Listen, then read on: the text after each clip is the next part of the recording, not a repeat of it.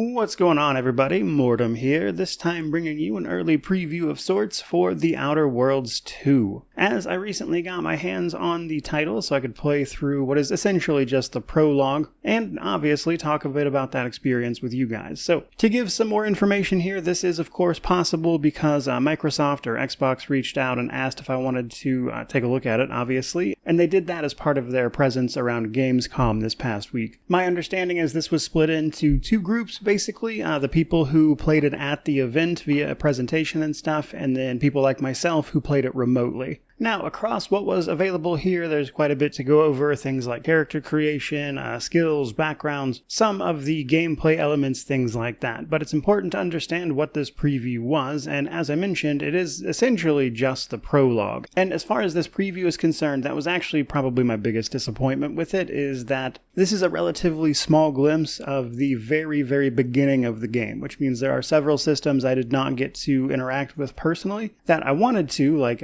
say, some of the crafting or the flaw system, and unfortunately I can't really speak to that stuff too much besides what's been said previously because I did not experience those yet. But with that stuff said, let's actually get on with it and talk about the things I can, of course, talk about. So, even in this roughly hour-long opener, we do get to grips with some of the most pressing changes pretty much immediately. There is a full third-person mode, if you didn't know that already. It looks like they come with two big camera angles on that third person, which is to say near or far. It doesn't look like you can adjust it on the fly or anything, but just like Avowed, you could go to the menu and swap it out. So if you're the type of person who wants to play in third person, that is available. Speaking of third person, though, I will say that while it does feel better than a lot of their past games so far, like you can tell that pretty much immediately, it's a little less wonky than previous entries, but there's definitely still some weird and wonky animations here, mostly in melee combat specifically, which, as ever, is a difficult thing to get right for RPGs, it would seem. But while shooting and things are fine, utilizing tactical time dilation, all of that, the second you get up close for like sneak attacks with melee weapons or in melee, it gets a little strange looking pretty quickly, and that's something that persists even in first-person mode. In addition to that, we also see other important changes. You can actually throw grenades this time around, which is,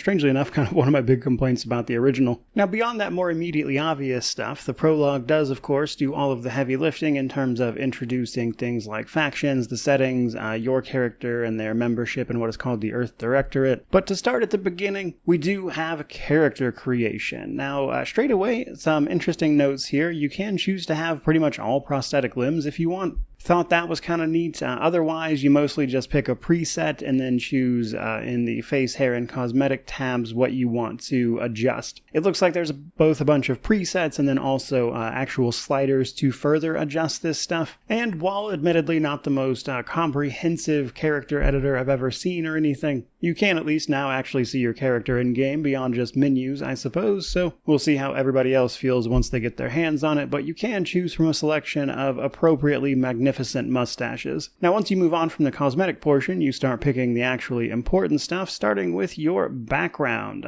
You got ex-convict, gambler, lawbringer, professor, renegade, and roustabout. So, these are basically how you came into contact with the Earth Directorate, and they shape a lot of stuff, like, for instance, dialogue options being, I would say, the primary thing, but they do actually come up in other places as well. For example, there was one portion of this prologue where you come across a chalkboard with a bunch of calculations, and if you have the professor background, you can actually garner what it is they were supposed to be doing here. So while it is mostly dialogue options by the look of it, there are other ways in which you can interact with the world where this comes up. Now, the really big thing here, though, is your traits. So traits come in two forms, positive and negative. Now, on the positive side, you can choose one of these. In fact, you have to, and be fine. You can take a second positive trait, but if you do that, you have to also pick a negative trait. Now, one thing I am personally curious about is that, at least in this prologue, it seemed like there were only 3 available negative traits. I would imagine there will be more in the actual full release, but I don't know that for sure. which is why I thought it was worth mentioning. Now, the positive traits are mostly things that just make individual gameplay elements easier, but I did want to call out one specifically, which was lucky. That actually comes up in various circumstances where you'll have other options that are available to just you, as an example, being able to do something just by,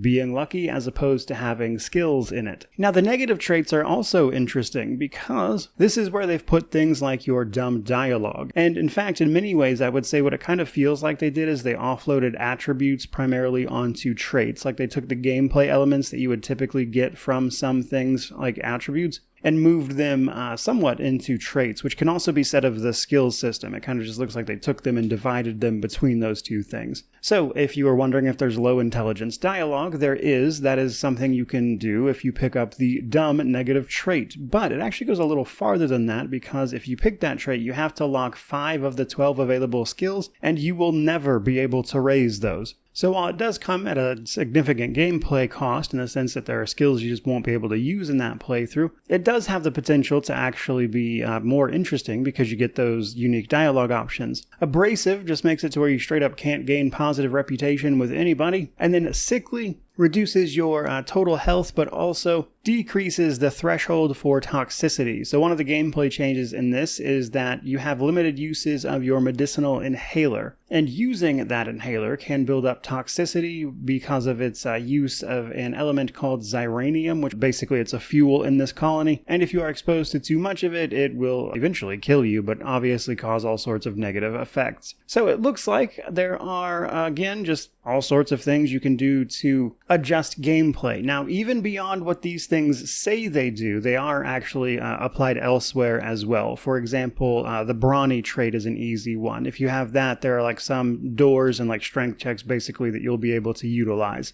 So beyond their stated purpose, these can come up in other places as well, at least in this prologue. Now, once that's done, you've got skills. Now, what's interesting here is how they've handled this. So if you've played the original, it was advantageous to basically be a jack of all trades because of the way the skill system was set up. Up to a certain point, putting skill points in something would give you skill points in a bunch of different things, which made it really hard to be bad at much of anything. Here, things are a little bit different. They've reduced the total amount of points you will put into an individual skill. I believe 20 is the maximum, but increasing it makes you better at that specific thing and also a bunch of passive effects at the same time. So this is important because skill checks come up in both exploration and like dialogue checks, that kind of thing, but it also makes you better at something gameplay-wise at the same time. So lockpick, as an example, will make it easier for you to evade attacks, things like that, but is also required to just, actually lockpick, as an example. Now, you will be able to pick specialized skills, or basically 2 that you'll start with a bonus in, 3 if you picked up brilliant, and it looks like you'll increase these as you level. Now, I will say it is actually kind of fun to combine these in weird and interesting ways. Like, I played through this preview multiple times, and one of my favorite ways to do it was actually to combine things that didn't necessarily make a bunch of sense. Like, for instance, making a professor who also picked up the dumb trait. This means I was able to pass a bunch of very specific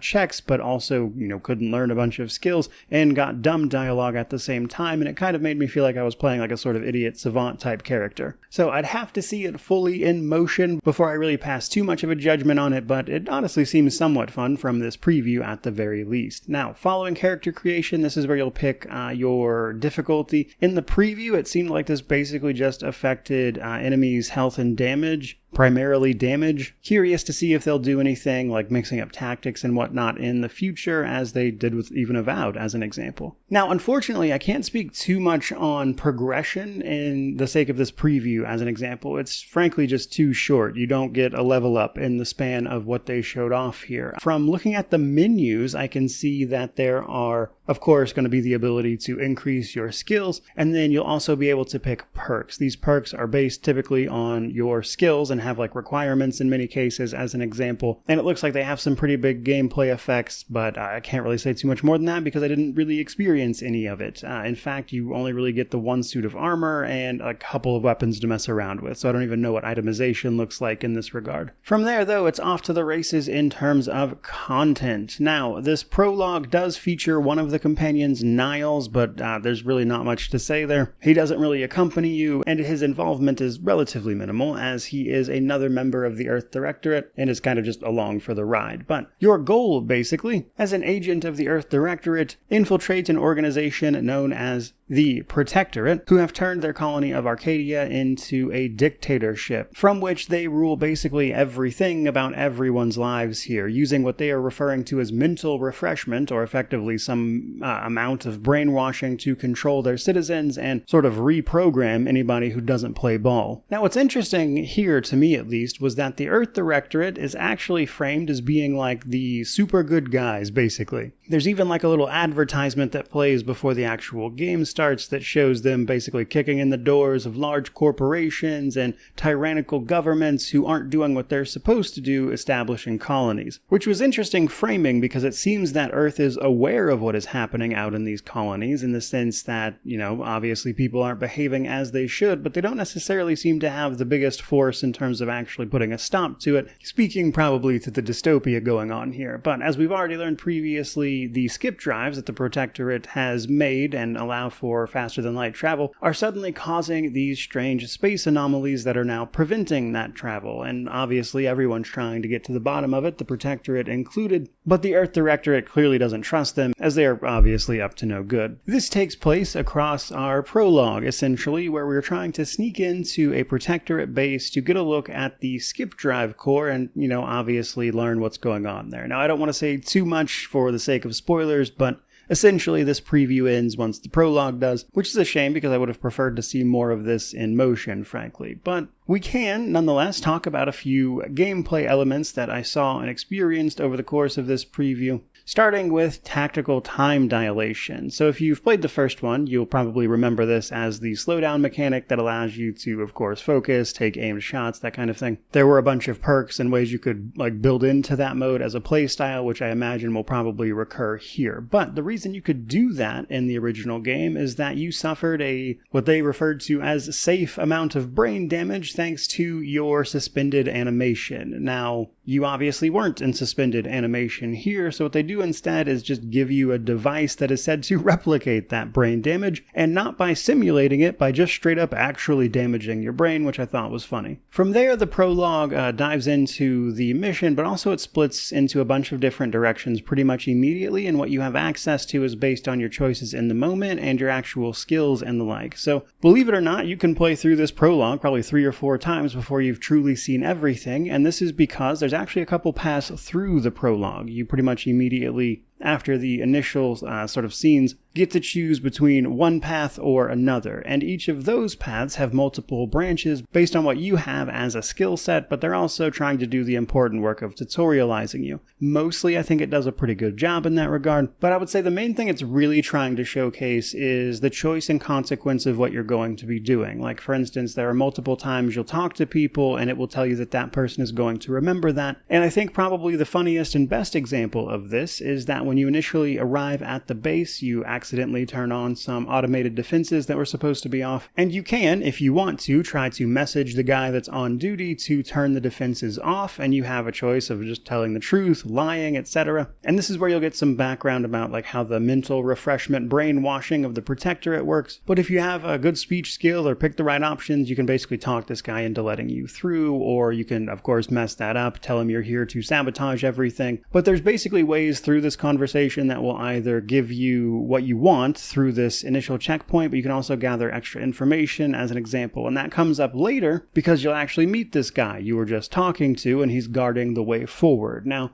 again, there's a bunch of different options here. If you have the skills, you can lockpick his sort of booth and just go in and kill the guy, which will actually give you a key card to an entirely separate section of the prologue that you don't seem to be able to access otherwise unless you have hacking skill and took a specific path earlier. There are other outcomes here though, because if you can't get in there to kill him, you'll probably just talk to the guy. If you antagonize him, he'll lower the bridge and you'll be attacked by a bunch of different mechanical robots. However, if you talked him into letting you through earlier, you'll actually get another another option here, which is that they decide who needs mental refreshment by these performance reports, and if you agree to go adjust his, let's say, he'll let you in again without you having to do anything. And then later you can actually find that terminal, and you can either actually delete all of his demerits, or you could add a new one for treason, which I thought was an especially funny option. And I think that scenario, on top of the different branches through the individual areas of the prologue, actually do give you a pretty good sense of what they're going for, which is options both in terms of quests and consequences and things, and then obviously actual gameplay routes through the game and environment at the same time. However, this is ultimately just a prologue, and being able to do that across the entire game and making significant choices that have significant impacts on both the actual replayability and the endings of the game, and don't feel like slightly different shades of the same thing throughout the course of the adventure, I think is what's really going to be make or break. Now, unfortunately, basically everything else about the preview was